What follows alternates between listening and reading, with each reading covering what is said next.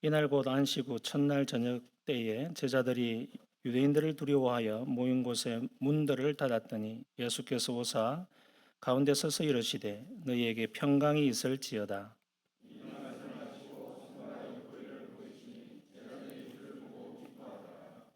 예수께서 또 이르시되 너희에게 평강이 있을지어다. 아버지께서 나를 보내신 것 같이 나도 너희를 보내노라.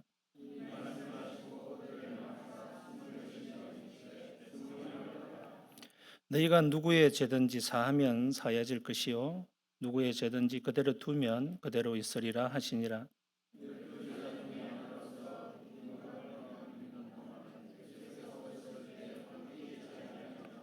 다른 제자들이 그에게 이르되 우리가 주를 보았노라 하니 도마가 이르되 내가 그의 손에 못자국을 보며 내 손가락을 그 못자국에 넣으며 내 손을 그 옆구리에 넣어 보지 않고는 믿지 아니하겠노라 하니라.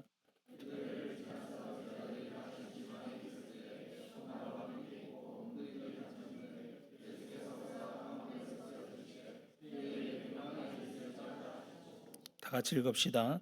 도마에게 이르시되 내 손가락을 이리 내밀어 내 손을 보고 내 손을 내밀어 내 옆구리에 넣어 보라. 그리하여 믿음 없는 자가 되지 말고 믿는 자가 되라. 도마가 대답하여 이르되 나의 주님이시요 나의 하나님이시니이다. 예수께서 이르시되 너는 나를 본고로 믿느냐 보지 못하고 믿는 자들은 복되도다 하시니라. 아멘. 오늘 또 하나님의 은혜가 저와 여러분과 함께 하기를 바랍니다. 복된 날, 주님의 부활하신 날을 기념하는 부활주일입니다. 부활주일의 가장 핵심은 예수 그리스도께서 죽으셨다가 사흘 만에 그 몸이 새로운 몸으로 변화되어 부활하셨다는 것입니다. 그래서 우리 이 부활은 예수님의 부활일 뿐만 아니라 그 예수님의 부활을 그대로 따르는 우리의 몸도 부활할 날을 기다리면서 소망해야 될 날이기 때문에 굉장히 의미 있는 날입니다. 그래서 그것을 좀 살펴보려고 합니다. 오늘 주님께서 부활하신 몸으로 우리 제자들 앞에 나타나지요. 제자들 앞에 나타났을 때 사람들은 다 놀랐을 것입니다. 근데 그 상황에서 예수님이 어떤 몸으로 변하셨는지 그것을 좀 우리가 구체적으로 살펴보고 그것이 우리에게 어떤 믿음의 여정을 걸어야 하는데 우리에게 되새겨야 되는지 그 의미가 무엇인지 한번 살펴보는 시간을 갖도록 하겠습니다. 먼저 저는 예수님의 부활하시기 이전의 몸과 이후의 몸이 어떻게 달라졌는지 그것이 우리에게 어떤 의미가 있는지라는 순서로 말씀을 드립니다. 첫 번째 예수님의 이전의 몸이 어땠는가? 우리가 1번 한번 볼까요? 다 같이 읽어봅시다. 시작. 예수님의 부활 이전의 몸은 여느 인간과 완전히 같았다. 히브리서 4장 15절 세 번역 읽어봅시다. 우리의 대제사장은 우리의 연약을 도정하지 못하는 분이 아닙니다. 그는 모든 점에서 우리와 마찬가지로 시험을 받으셨지만 죄는 없으십니다. 우리 주님께서 이 땅에 오셨을 때 우리가 성육신이라는 말을 씁니다. 신이신 분이 그 창조주신 분이 자신이 지으신 피조물의 모습으로 온다. 그것은 상상할 수 없는 일이죠. 우리가 밭에 있는 지렁이로 변했다. 이런 거하고는 차원이 다른 이야기입니다. 있을 수 없는 일일 뿐만 아니라 그 존재 자체가 그렇게 될 수가 없습니다. 그리고 그렇게 되어서도 안 됩니다. 그런데 우리 주님께서 창조주로서 그 모든 위엄과 그 위치를 내려놓고 자신의 지으신 그 피조물의 모습으로 오셨다고 하는 그 의미가 뭔지 우리가 한번 살펴봐야 되는데 그래서 혹자들은 그렇게 생각합니다. 반신반인이 아니냐 또는 가현설, 가짜로 그냥 현현해서 인간의 모습처럼 가짜로 잠시 나타난 것 아니냐 이렇게 하는 이단들이 많이 있었습니다. 기독교 역사에서 그런 이단들은 다 정죄받았습니다. 그 이유가 뭘까요? 예수님께서는 완전한 100% 인간과 똑같이 오셨습니다. 이것이 중요합니다.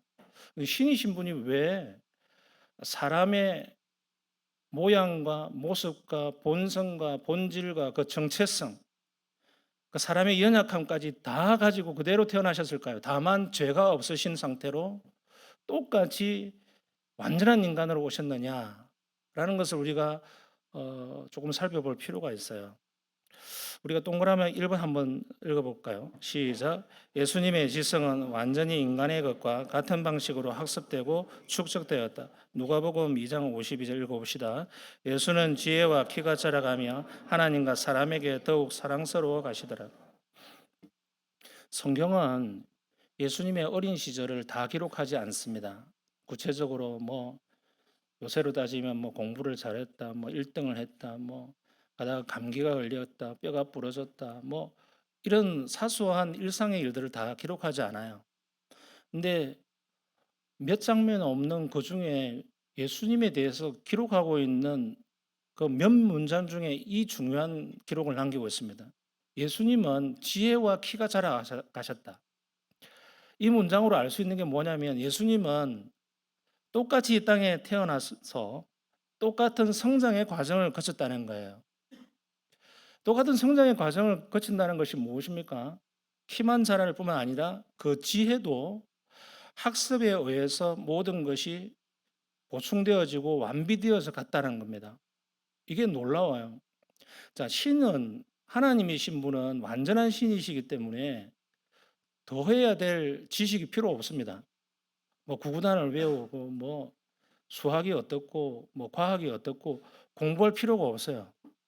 하나님께서 그거 모든 지식을 우리에게 부여하셨고 모든 창조물 가운데에 하나님이 다 모든 중력의 원리와 지구 공전 자전의 원리와 만유 인력의 원리와 부터 시작해서 모든 그 법칙과 우주의 원리들을 하나님이 다 부여하셨잖아요. 하나님은 따로 지식을 더할 필요가 없고 부족함이 없으세요. 하나님의 부족함을 누구도 집어줄 수 없고 하나님은 완전하신 분입니다. 그러니까 더할 지식이 없는 그 하나님이신 제2위격의 성자 하나님께서 이 땅에 몸을 입고 오셨다라고 할 때 우리는 그렇게 생각할 수 있잖아요. 모든 지식을 다 갖추고 오셨다. 물론 신성을 그대로 유지하신 분이시기 때문에 그 모든 것을 다 가지실 수 있습니다. 그럼에도 불구하고 성경을 잘 읽어보세요. 지혜와 키가 자라갔다라고 하면서 예수님도 성경책을 읽으셨을 것이다 라고 하는 거의 논리적인 짐작을 해볼 수 있습니다. 무슨 말이냐면 예수님이 그냥 나는 다 알고 있어 라고 해버린 것이 아니라 예수님께서도 여느 사람과 마찬가지로 지성을 갖추고 감성을 갖추고 의지를 갖추고 또 먹고 마시고 움직임으로 해서 키가 자라는 그 일상의 과정들을 거치셨다라는 것을 보여줘요. 이것이 왜 중요할까요? 하나님이신 분이 그토록 자기의 모든 지식들을 하늘에 내려놓고 이 땅에 오셨다는 것입니다. 모든 것을 다 알고 계신데 모른 척 하는 것이 아니라 그것을 그냥 빼놓고 오셨다는 거예요.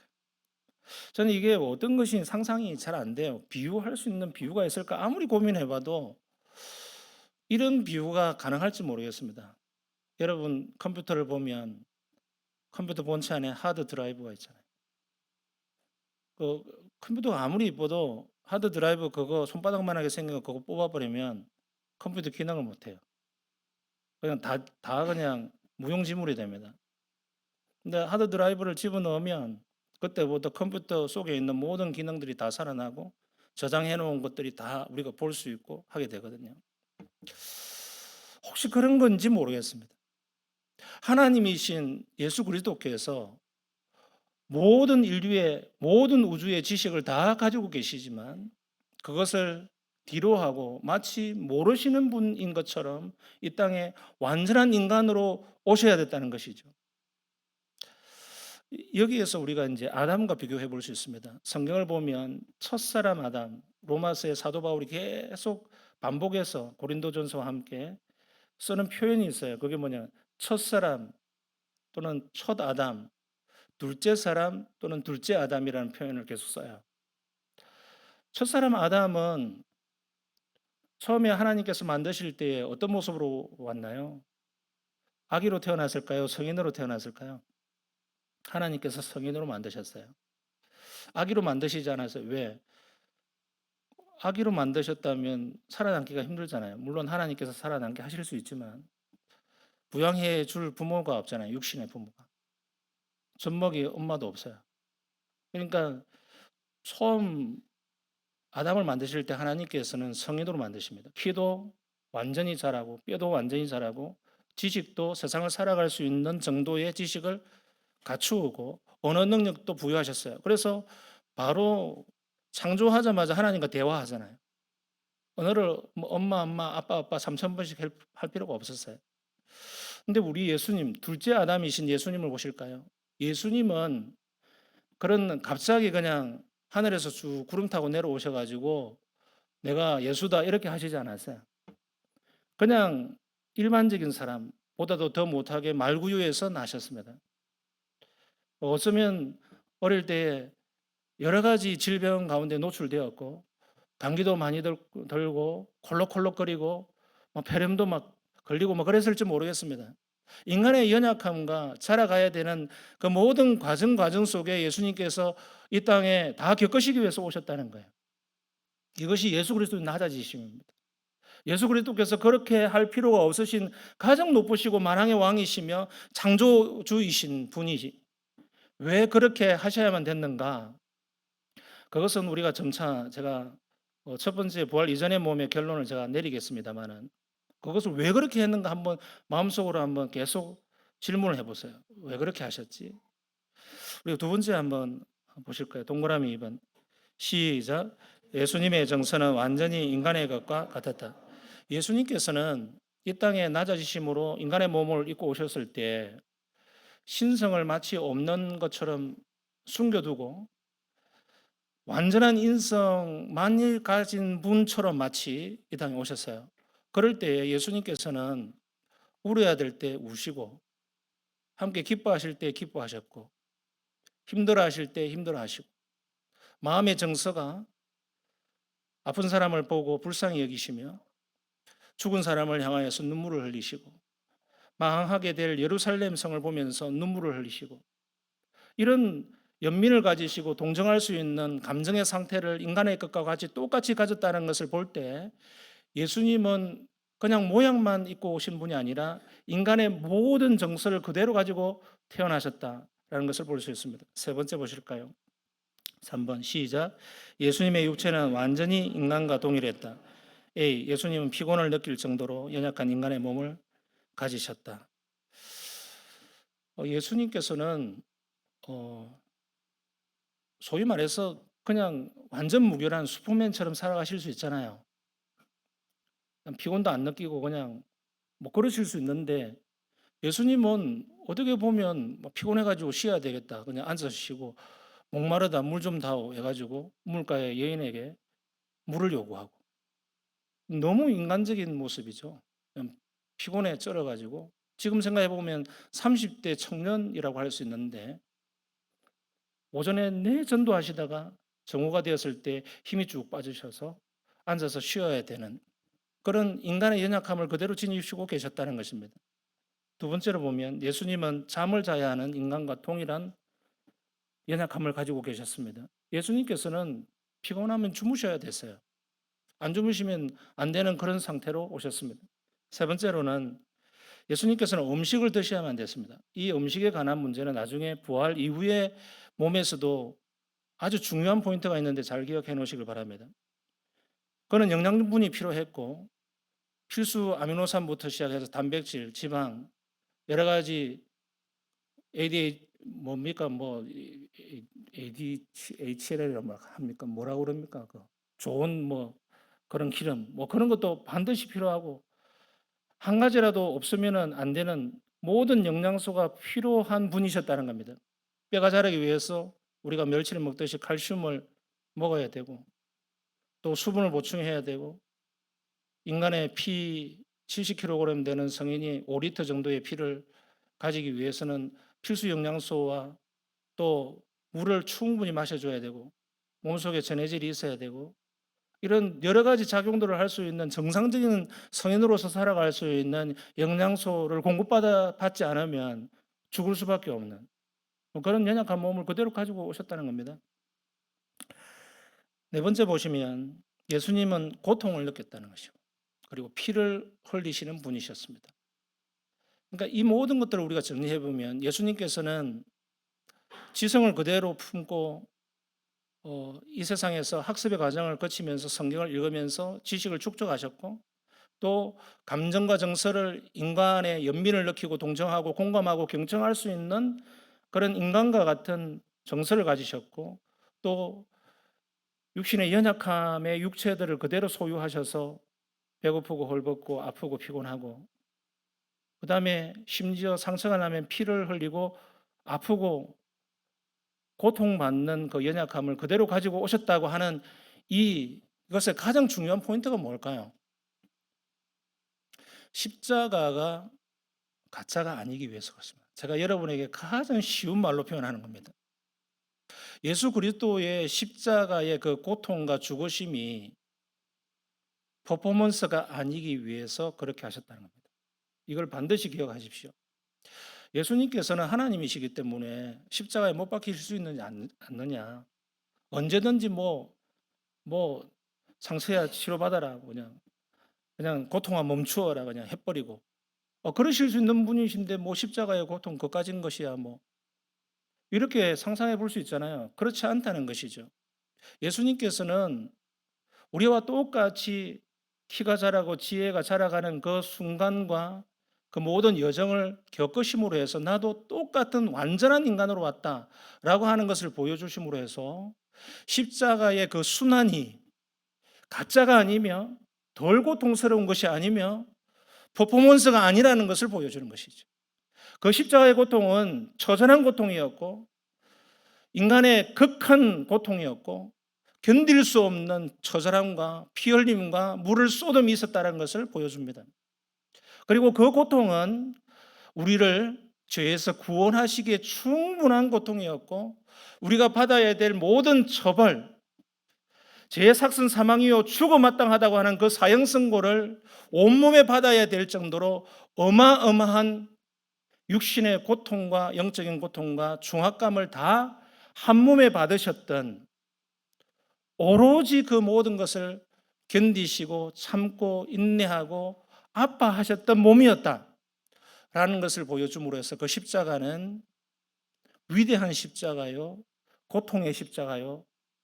그러면서 우리에게는 그것이 우리에게 고통을 피하게 하고 우리에게 처벌을 받아야 될 우리의 처벌을 거두어 가시며 우리가 겪어야 될 모든 사망의 권세로부터 앗아가시는 십자가였었고 하나님께서는 그 모든 자신의 영광을 뒤로하고 마치 불명예 처럼 지었던 그 모든 십자가의 어두운 불명예가 우리에게는 영광의 십자가로 오게 되었다는 것입니다. 이것이 우리 주님께서 부활하기 이전에 완전한 몸으로 오셨다고 하는 중요한 의미가 되겠습니다. 부활 이후 이제 부활절을 맞이해서 부활 이후에 예수님의 몸은 어떻게 변하셨는가? 첫 번째 다 같이 읽어보실까요? 시작.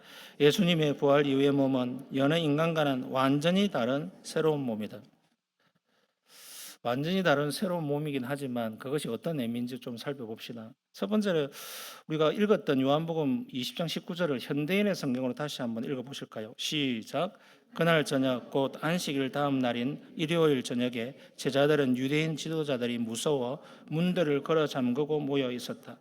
그런데 갑자기 예수님이 나타나 그들 가운데 서서 다들 잘 있었느냐 하셨다. 여러분 여기서 보세요. 성경은 여러분이 유심히 안 읽으면 놓칠 수 있는 부분 제가 줄을 그어놨어요. 문들을 걸어 잠그고 있었어요. 왜? 잡혀갈까 봐.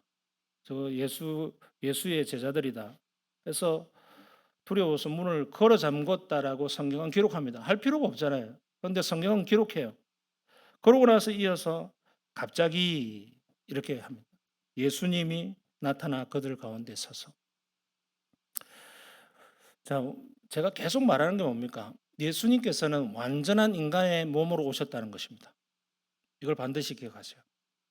그래서 공생의 기간 동안 그리고 사생의 기간 동안 30년 동안에 얼마 되지 않는 그 기록 가운데서 예수님의 전 인생의 기록을 다 통틀어 보더라도 예수님께서는 문을 통과해 가지고 들어오시고 막 그러신 적이 없어요. 그런 기록이 없단 말입니다. 그러니까 무슨 말씀이냐 하면 예수님은 우리와 똑같은 몸을 가지시고 계셨다는 것이고 문을 들어가려면 문을 열고 들어가고 그렇게 하셨다는 거예요. 근데 신령한 몸을 받고 나서는 그 신령한 몸의 상태가 특별한 몸이었던 것 같아요. 그래서 우리가 생각하고 있는 물리적 법칙이나 시공간의 제약을 받는 오늘날 부활하기 이전의 인간의 몸과는 사뭇 다른, 그야말로 영어로 하면 spiritual body라고 되어 있습니다. 영적인 몸이라고 되어 있거든요. 그럼 가만히 생각해 보세요. 몸과, 우리 영어로 하면 body라고 하는 몸과 그 육체죠. spirit, 이거 영이라 그러죠. 이 두 개는 다른 거잖아요. 자, 우리가 하나님은 영이시니 예배하는 자가 영과 진리로 예배할지니라 할 때, 하나님은 영이시다고 할 때 하나님은 몸이 있습니까? 없어요. 성부 하나님 몸 없어요. 성령 하나님 몸이 없단 말입니다. 그럴 때 그 영은 영어 성경에서 스피릿이라고 되어 있습니다. 영은 영입니다. 잡히지도 않고 보이지도 않고 냄새도 없고 만질 수도 없어요. 그러니까 모세가, 우리 하나님께서 모세 앞에 나타날 때 떨기나무 불꽃으로 나타나신 이유가 뭡니까? 그냥 하나님의 그 위엄과 영광의 존재를 보여주시기 위해서 그와 같은 형상으로 잠시 나타나신 것 아닙니까? 그리고 광야 백성들에게 구름 기둥과 불 기둥으로 나타나셨던 것도 하나님의 보이지 않는 영적인 권세와 위엄, 그 영광을 그런 식으로 표현했을 뿐이죠. 그러나 원래는 그런 거 아니잖아요. 아무것도 없어요. 근데 신비하게 성경은 고린도전서 15장에 보면 부활의 몸은 신령한 몸이라고 되어 있습니다. 영어로 spiritual body, 어울리지 않는 두 단어가 합쳐진 거예요. 그러니까 예를 들면 물 같은 불, 불 같은 물 이런 말이에요. 이해가 안 되잖아요. 그러니까 이 신비한 몸을, 완전 새로운 몸을 입으신 예수님께서 문을 걸어 잠그고 있는 제자들 앞에 쓱 나타나셨다고 하는 것은 예수님이 초능력이나 마술을 발휘했다는 게 아닙니다. 몸 상태가 그렇다는 겁니다. 그 말은 우리가 있게 될 그 신령한 몸, 앞으로 부활의 몸도 그렇게 될 것이다라는 겁니다. 믿으시길 바랍니다. 이제 우리가 두 번째 한번 보실까요? 두 번째, 아주 중요한 부분인데요. 완전히 다른 그 몸이 과연 완전히 다른가에 대한 문제입니다. 시작. 예수님의 부활 이후의 몸은 완전히 새로운 신령한 몸으로 변했지만 그 몸의 형태는 이전과 큰 차이가 없다. 누가복음 24장 39절 세 번역 읽어봅시다. 그들은 놀라고 무서움에 사로잡혀서 유령을 보고 있는 줄로 생각하였다. 예수께서는 그들에게 말씀하셨다. 어찌하여 너희는 당황하느냐? 어찌하여 마음에 의심을 품느냐? 내 손과 내 발을 보아라. 바로 나다. 나를 만져보아라. 유령은 살과 뼈가 없지만 너희가 보다시피 나는 살과 뼈가 있다. 자, 이 부분이 완전히 새로운 몸을 받으신 부활의 몸을 입으신 예수님께서도 여전히 우리와 같은 모습을 하고 있는데 그것은 외형적인 인간의 형태를 그대로 띠고 있다는 겁니다. 그리고 뿐만 아니라 신령한 몸은 만져지지 않는 몸이 아니라 만져지는 몸이라는 겁니다. 그리고 예수님께서 하신 말씀처럼 만져질 뿐만 아니라 뼈까지 있다라고 말씀합니다. 우리는 문자대로 받는 것이 중요하다고 생각됩니다. 저는 문자 그대로 믿어요. 예수님께서 외형만 그대로 가지고 계실까? 아니면 뼈가 보이지 않으니까 그냥 뼈도 있다라고 그냥 추상적으로 은유적으로 설명하시는 것일까? 우리가 질문해 볼 수 있는데 저는 문자적으로 믿습니다. 살도 그대로 있고요. 만져보아라 했을 때 살이 만져져야 되잖아요. 그리고 못자국에 뼈가 뚫렸었을 때 그 아픔을 느꼈던, 구멍이 났던 그 뼈도 그대로 부활하신 몸으로 그대로 가지고 계실 거예요. 여러분 변에 예수님의 못자국이 보이십니까? 그림을 보시면 그 흔적을 그대로 예수님은 가지고 계셨을 거예요. 그러니까 못자국을 만져보아라 그러잖아요. 그리고 내 옆구리에, 창자국이 있는 옆구리에 손을 넣어보아라. 왜 그렇게 했을까요? 자국이 있으니까 그렇게 했을 거 아닙니까? 그 흔적, 저 십자가를 지셨던 하나님의 아들의 그 영광스러운 흔적은 그대로 품으시면서 완전한 신령한 몸인데 그 몸은 뼈를 가지고 있었다는 것입니다. 이것이 우리에게 주는 중요한 의미가 뭘까요? 동그라미 1번 보실까요? 시작. 부활하신 예수님의 몸은 그 이전의 인간이 가지는 신체 기능을 많은 부분 그대로 유지한다. 누가복음 24장 41절 43절 현대의 성경 읽어봅시다. 그들은 너무 기뻐서 오히려 믿지 못하고 이상하게 생각하였다. 그래서 예수님이 여기 먹을 것이 좀 있느냐 하고 물으시자 그들이 구운 생선 한 토막을 갖다 드렸다. 예수님은 그 생선을 받아 그들이 보는 앞에서 잡수셨다. 저는 이 부분이 제일 놀라워요. 성경을 읽다 보면. 부활하신 몸을 가지신 예수님께서 음식을 잡수셨다라고 기록하는 성경은 유일합니다. 여기가 누가복음 24장 이 43절이 유일하거든요. 다른 성경 다른 그 부활 이후의 에피소드에 보면 예수님께서 제자들에게 빵 조각을 이렇게 들고 계셨고 또 나누어 주셨다 이런 정도까지는 있는데 엠마오로 가는 두 제자들과 음식을 하려고 하다가도 빵을 들고 나누어 주시고 사라져 버리잖아요. 그런 장면이라든지 그런 장면이 한 두 군데 나오는데 드셨다는 장면은 없어요. 그런데 유일하게 여기는 잡수셨다는 장면이 나와요. 저는 개인적으로 이제 성경 해석을 좋아하는 입장으로서 얼마나 다행인가 몰라요. 성경이 이것을 기록하고 있다는 것에 대해서. 왜냐하면 예수님께서 십자가에 못 박히시기 전에 미래에 대한 이야기들을 더문더문 많이 하시잖아요. 하늘나라에서 함께 먹고 마실 것이다. 이 천국 잔치에 대한 이야기 또는 비유에 대한 이야기. 내가 아버지의 나라에서 너희들과 함께 마실 때까지는 포도주를 마시지 않겠다. 이런 말씀까지 그 성만찬 할 때에 예수님께 직접 하셨던 말씀이에요. 그 말씀이 가짜가 아니잖아요. 그러니까 앞으로 미래에 부활한 몸으로 너희들과 함께 먹고 마실 것이다라고 하는 그 말씀을 하셨다면 부활하신 몸으로도 미각을 그대로 가지고 있고 맛을 알고 또 포만감도 알고 먹는 즐거움과 행복과 그 기쁨을 누리는 그 태초에 주셨던 원초적인 아름다운 그 기쁨을 그대로 유지한다는 것이죠. 아담이 만약에 먹는 것에 대한 그 미각의 아름다움과 그것에 대한 욕구, 아름다운 욕구를 이야기하는 겁니다. 창조적인 욕구, 하나님이 그 먹는 것을 통해서 주는 그 행복감을 창조하지 않았다면 아담과 하와가 뭐하러 선악을 알게 하는 그 나무를 먹고 싶어 가지고 먹음직도 하고 막 그렇게 말하면서 먹겠냐 말입니다. 먹지 않았을 거 아닙니까? 원래 하나님께서 죄짓기 전에 인간에게 부여하셨던 탐닉하고 탐욕하는 그런 음식을 먹고 싶어하는 그런 욕심을 말하는 것이 아니라 인간 본성에 아름답게 심어주셨던 원래의 미각들, 하나님 나라에서 하나님과 함께할 그 천국 잔치의 아름다운 본연의 모습들을 주시기 위해서 주셨던 그 먹고 싶어하고 함께 먹으면서 기뻐하고 즐거워하는 그 모든 것들을 완전하게 그대로 갖고 계시다는 것이죠. 그것을 회복하셨다라는 것이 더 맞을 것 같아요. 그때는 막 그냥 허겁지겁 먹기 위해서 막 안달하는 것이 아니라 그냥 밤에 먹고 싶어서 막 그냥 치킨 하나 더 시켜 먹고 싶어 가지고 막 탐닉하듯이 먹는 것이 아니라 모든 절제가 그대로 절제력이 살아 있으면서도 하나님의 아름다운 그 창조주의 절대 미각과 먹는 것의 아름다움을 그대로 간직하고 있는 예수님의 그 모습이 우리가 앞으로 있게 될 부활의 몸이라는 것을 보여주는 것이죠.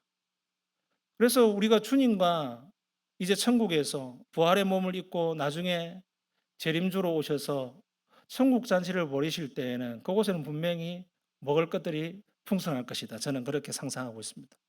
그래서 그것도 요한계시록에서 그와 같이 먹고 마실 것이다. 어린 양의 혼인 잔치에서 그렇게 기록하고 있죠. 그것을 뭐 상징이다 뭐 이렇게 해석하시는 분들 많은데 저는 그렇게 생각하지 않습니다. 어떤 부분 분명히 상징이 있지만 현실적입니다. 그 모든 창조주로서의 우리에게 부여하신 원래의 모습들을 회복시키지 않는데 새하늘과 새 땅, 새 예루살렘만 있다. 그것은 너무 엇박자잖아요. 우리에게 모든 것을 회복시키실 때 입맛이 없고 병들고 찌들고 빨리 죽고 싶다는 그 모든 몸의 상태까지 다 회복시키셔서 우리는 먹는 것이 즐겁고 생각만 해도 즐겁고 귀하고 주님과 함께 먹고 마시는 것이 너무나도 행복한 그 시간들을 우리는 맞이하게 될 것입니다. 믿으시길 바랍니다. 그래서 마태복음 26장 29절 세 번역 다 같이 한번 읽어보실까요? 시작. 내가 너희에게 말한다. 이제부터 내가 나의 아버지의 나라에서 너희와 함께 새 것을 마실 그날까지 나는 포도나무 열매로 빚은 것을 절대로 마시지 아니할 것이다. 이것이 우리에게 보여주는 예수님께서 부활의 몸을 입으시고 나는 너희들을 기다리겠다. 이 말이잖아요. 너희들과 함께 마실 그날까지 내가 너희들을 기다릴게. 너희들은 소망의 그 몸을 입을 때까지 그것을 기다리고 계속 기다리고 힘들지만 잘 인내하면서 그날을 꿈꿔라. 그리고 그날을 향하여서 나아갈 때 믿음을 잃지 마라. 그리고 힘들지만 그 순간순간을 잘 이겨내봐. 라고 말씀하고 있는 것처럼 보이는 것이죠. 여러분, 우리가 부활을 꿈꾸면서 우리가 위로받아야 될 여러 가지 상황들이 많아요. 우리 교회는 지금 암 환자들만 해도 5분이 계십니다. 이미 완치된 분들만 빼고 이야기입니다. 지금 5년 추적. 그러니까 며칠 전에 수술한 부분부터 해가지고 이제 방사성 항암 치료 끝난 분부터 해가지고 5년 추적 관찰하는 분, 암 환자가 10대 암 환자부터 70대 암 환자까지 다 했어요. 우리 교회는. 이 조그만 교회에. 여러분, 우리가 당사자가 아니지만 그 당사자가 되어 보신 분들은 그야말로 사투를 벌이는 거잖아요. 죽음과 투쟁하는 그 순간순간들을 맞이하게 될 것이지 않습니까? 지금 이제 저번 달에 항암을 마치신 한 분은 서울에서 항암을 마치고 집에 내려와서 너무 힘들어서 저에게 전화도 못 받아서 지금 문자로 소통을 하고 있는데 입맛이 없대요. 아무것도 안 먹고 안 들어간대 그냥. 그냥 친척들이 막 먹는 것을 그냥 다 싸가지고 요리를 해가지고 갖다 주는데도 못 먹겠대요 그냥. 막 혀에 가시가 돋치는 것 같고. 그래서 그 미각을 회복해 달라고 좀 기도를 부탁드린대요. 힘이 없어서 그냥 운동을 이 살이 빠지고 근육이 너무 빠져가지고 운동을 하라 그래가지고 한 번은 용기를 내가지고 집 바깥에 가까운 데 있는 그 운동기구가 있는 곳에 걸어가가지고 그 팔 흔드는 거 그거 한번 하려고 했대요. 그 돌리는 거 있잖아요. 그거 굉장히 쉽거든요. 그거 하다가 너무 힘이 들어가지고 그냥 털썩 주저앉아 버렸대. 그러고 나서 집에 들어와서 아무것도 못했대. 뭐 암이라고 하는 이 죽음의 악성 종양 이 세포가 우리의 이 건강한 신체를 멍들게 만들고 힘을 빠지게 만들고 근육을 다 좀먹어 버려 가지고 이전에 가볍게 할 수 있었던 어떤 것도 하지 못하게 만들어 버립니다. 인류는 아마 암과 끝까지 당분간은 싸워야 될 것 같아요. 당분간 아마 몇 세대가 가도 완전 정복은 어려울 겁니다. 하나님께서 일반 은총으로 이것을 정복할 시간을 주실지 모르겠지만 그러더라도 또 우리는 노화라고 하는 것을 가지고 싸워야 됩니다. 결국 우리는 늙어 죽습니다. 피부가 계속 주름을 지게 될 것이고 우리는 나이 든 사람은 나이 든 대로 거울을 볼 때마다 내가 언제 이렇게 늙었지? 내 마음만은 청춘인데 어쩌다가 이렇게 밖에 나가면 나를 할머니라고 다 부르고 할아버지라고 부르고 막 이렇게 할까? 그러면 제가 50대인데 한 번씩 어디 가서 아버님 이렇게 하면은 제가 당황스러워요. 그러면서 막 기분이 확 나빠지더라고요, 갑자기. 근데 지금 가만 생각해 보면 제 육신의 부친의 제 나이만 할 때, 그러니까 그때를 한번 생각을 해봤어요. 저하고 딱 30살 정도 차이 나시는데 그때 아버지를 상상해 보면 저보다 훨씬 머리가 희끗희끗하고 다 빠지셨고 주름도 많으셨다 그런 것들이 기억되거든요. 지금은 너무 과학이 발달하고 피부 미용 뭐 이런 거 자외선 차단제 뭐 먹는 거 영양분 다 발달해 가지고 나이 들어도 그냥 겉으로는 젊은 척하고 살아가고 막 그러지 않습니까? 그렇게 한들 뭐 하겠습니까? 100년 살면 다 가야 되지 않습니까? 우리는 계속적으로 우리의 육신의 한계와 연약함 안에 빠져 있다는 것입니다. 이것이 여러분이 잘 살든 못 살든 병이 있든 없든 결국엔 우리는 질병으로 죽든지 사고로 죽든지 노화로 죽든지 세 개 중에 하나로 죽게 되어 있습니다. 여러분이 꿈꾸는 것은 자연사하는 건 아닙니까? 그죠? 그래서 어느 날 나는 그냥 고이 99살쯤 살다가 그냥 새벽에 조용히 얘들아 나는 이제 간다. 이렇게 하면서 가는 걸 꿈꾸지 않습니까, 여러분?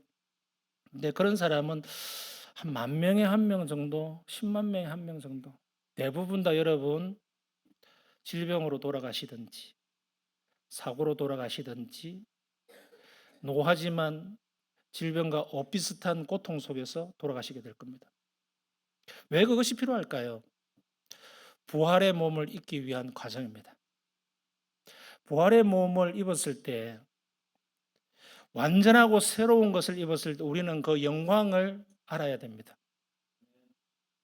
여러분 그 영광을 모르면 그 영광스럽지 않다. 그 느낌마저도 들지 않는다. 우리는 그것을 어떻게 새로운 몸으로 새로운 상태로 받아들일 수 있을까요?